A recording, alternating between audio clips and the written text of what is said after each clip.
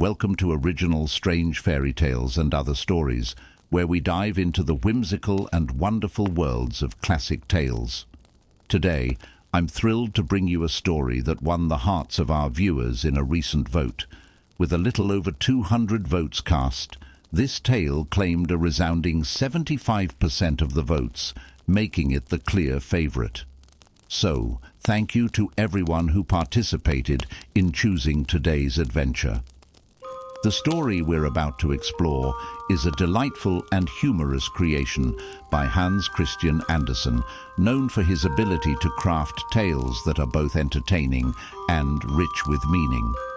This particular story is a playful twist on the idea of who gets to be a hero, challenging the notion that only the most clever or skilled can win the day. Set in a charming village, this tale introduces us to a rather unusual hero, a young man who's more than a little clumsy and often underestimated. Despite his awkwardness and seeming lack of talent, he embarks on a quest that will show that sometimes being yourself is the greatest strength of all. Before we jump into this light-hearted and uplifting story, I'd like to remind you to like this video, subscribe to my channel, and hit the notification bell so you never miss a new tale. Your support means the world to me, and I'd love to hear your thoughts in the comments below. And if you enjoy today's story, don't forget to share it with friends and family. Now, without further ado, let's follow the charming, clumsy hero on his journey to prove that even the most unlikely characters can achieve greatness. Join me for the delightful tale of Clumsy Hans by Hans Christian Andersen. Enjoy.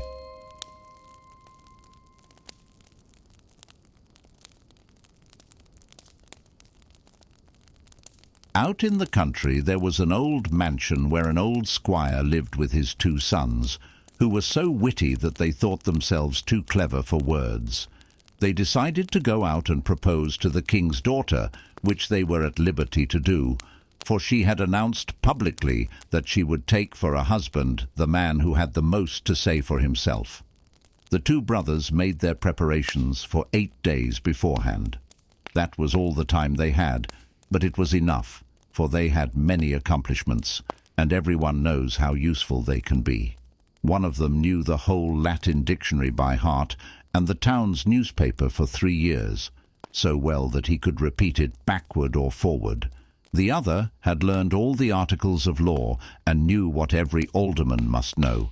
Consequently, he was sure he could talk of governmental affairs, and besides this, he could embroider suspenders, for he was very gentle and also clever with his fingers. "I shall win the princess," they both said, as their father gave each one of them a beautiful horse. The one who had memorized the dictionary and the newspapers had a coal-black horse, while the one who knew all about governmental affairs and could embroider had a milk-white one. Then they smeared the corners of their mouths with cod-liver oil to make them more glib. All the servants assembled in the courtyard to watch them mount their horses, but just then the third brother came up, for there were really 3, although nobody paid much attention to the third, because he was not so learned as the other 2. In fact, everybody called him Clumsy Hans. "Where are you going in all your Sunday clothes?" he asked. "To the king's court, to woo the princess? Haven't you heard what the king's drummer is proclaiming all over the country?" Then they told him about it. "Gracious," said Clumsy Hans, "I guess I'll go too." But his brothers only burst out laughing at him as they rode away. "Father," shouted Clumsy Hans, "let me have a horse. I feel like getting married too. If she takes me, she takes me, and if she doesn't take me, I'll take her anyway." "That's a lot of nonsense," replied his father. "You'll get no horse from me. Why, you don't know how to talk properly.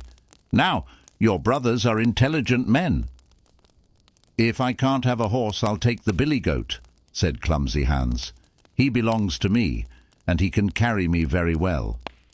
So he mounted the billy goat, dug his heels into its sides, and galloped off down the highway. "Alley-oop! What a ride! Here I come!" shouted Clumsy Hans, singing so loud that his voice was heard far away. But his two brothers rode quietly on ahead of him. They were not speaking a word to each other, for they were thinking about all the clever speeches they would have to make, and of course these had to be carefully prepared and memorized beforehand. "Hallo!" cried Clumsy Hans. "Here I come! Look what I found on the road!" Then he showed them a dead crow he had picked up. "Clumsy!" said the brothers. "What are you going to do with that?" "Why, I am going to give it to the princess." "Yes, you do that," they said as they rode on laughing. "Hallo! Here I come again. Just look what I've found this time. You don't find things like this in the road every day." So the brothers turned around to see what it was this time. "Clumsy," they said. "That's just an old wooden shoe, and the upper part's broken off anyway. Is the princess going to have that too?"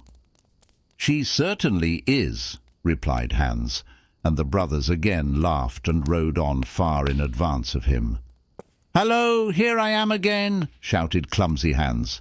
"Now this is getting better and better. This is really something." "Well, what have you found this time?" asked the brothers. "Oh, I can't really tell you," Clumsy Hans said. "How pleased the princess will be." "Ah," said the brothers. "Why, it's nothing but mud out of the ditch." "Yes, of course," said Clumsy Hans, "but the very finest sort of mud. Look, it runs right through your fingers." Then he filled his pockets with it. But his brothers galloped on ahead as fast as they could, and so they arrived at the town gate a full hour ahead of Hans. At the gate each suitor was given a numbered ticket, and as fast as they arrived they were arranged in rows, 6 to a row, packed together so tightly that they could not even move their arms. That was a wise plan, for otherwise they could have cut each other's backs to pieces just because one stood in front of another. All the inhabitants of the town stood around the castle, peering in through the windows to watch the princess receive her suitors. But as each young man came into the room, he became tongue-tied. "No good," said the princess. "Take him away." Now came the brother who had memorized the dictionary, but he had completely forgotten it while standing in line. The floor creaked under his footsteps, and the ceiling was made of mirrors so that he could see himself standing on his head, and at each window stood 3 clerks and an alderman, writing down every word that was spoken, so that it immediately could be printed in the newspapers and sold for 2 pennies on the street corners. It was a terrible ordeal, and besides, there were such fires in the stoves that the pipe was red hot. "It's terribly hot in here," said the suitor. "That's because my father is roasting chickens today," said the princess. "Bah!" There he stood. He was not ready for a speech of this kind, and hadn't a word to say, just when he wanted to say something extremely witty. "Bah!" "No good," said the princess. "Take him away." And consequently he had to leave. Now the second brother approached. "It's dreadfully warm here," he said.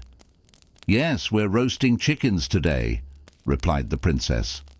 What did you... what?" he stammered, and all the clerks carefully wrote down, What did you... what?" "No good," said the princess again. "Out with him." Now it was Clumsy Hans's turn, and he rode his billy goat right into the hall. "Terribly hot in here," he said. "I'm roasting young chickens," replied the princess. "Why, that's fine," said Clumsy Hans. "Then I suppose I can get my crow roasted?" "That you can," said the princess. "But have you anything to roast it in? I haven't any pots or pans."